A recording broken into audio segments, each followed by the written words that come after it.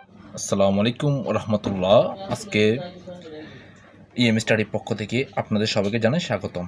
আজকে ইংলিশে একটা খুবই গুরুত্বপূর্ণ টপিক নিয়ে আলোচনা করব, সেটা হচ্ছে ট্রান্সিটিভ ভার্ব নিয়ে। ট্রান্সিটিভ ভার্ব কাকে বলে এবং কি ট্রান্সিটিভ ভার্বটা চিনব কীভাবে আমরা, আজকে সেটা নিয়ে আমি আলোচনা করব, ঠিক আছে?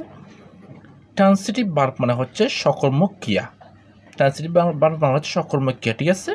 তো ট্রান্সিটিভ ভার্ব কাকে বলে? যে ভার্বের অবজেক্ট থাকে, অর্থাৎ যে ভার্বকে কি বা কাকে দ্বারা যদি প্রশ্ন করলে যে উত্তর বা অবজেক্ট পাওয়া যায় তাকে ট্রান্সিটিভ ভার্ব বলা হয়।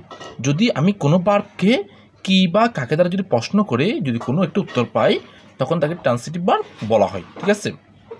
Just example, she called me, সে আমাকে কল দিয়েছিল।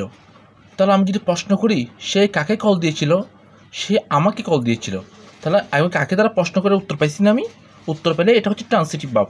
সে হচ্ছে এখানে সাবজেক্ট, কল্ড হচ্ছে ভার্ব, মিটা হচ্ছে অবজেক্ট। তাহলে সে কাকে কল দিয়েছিল? সে আমাকে কল দিয়েছিল।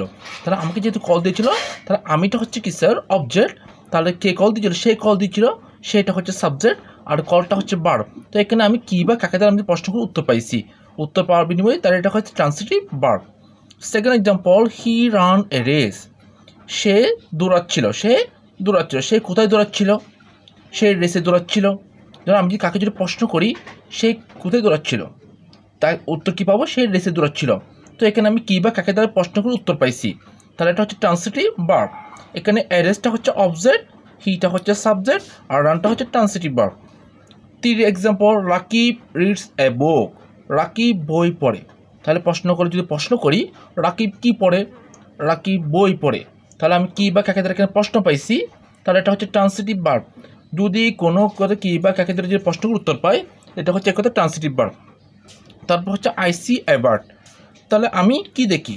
আমি পাখি দেখি। তাহলে আই সি এ বার্ড, তাহলে আমি যদি কাকে প্রশ্ন করি তাহলে আমি কি দেখি? তাহলে আমি পাখি দেখি।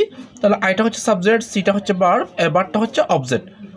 তাহলে আমি যদি কোনো ট্রান্সিটিভ ভার্ব সহজে চেনার উপায় হচ্ছে, যদি কোনো ভার্বকে কি বা কাকে দ্বারা যদি প্রশ্ন করা হয় তাহলে এক কথায় এটা হচ্ছে ট্রান্সিটিভ ভার্ব। আশা করি এতটুকু বুঝছেন। আসসালামু আলাইকুম ওয়া রাহমাতুল্লাহ।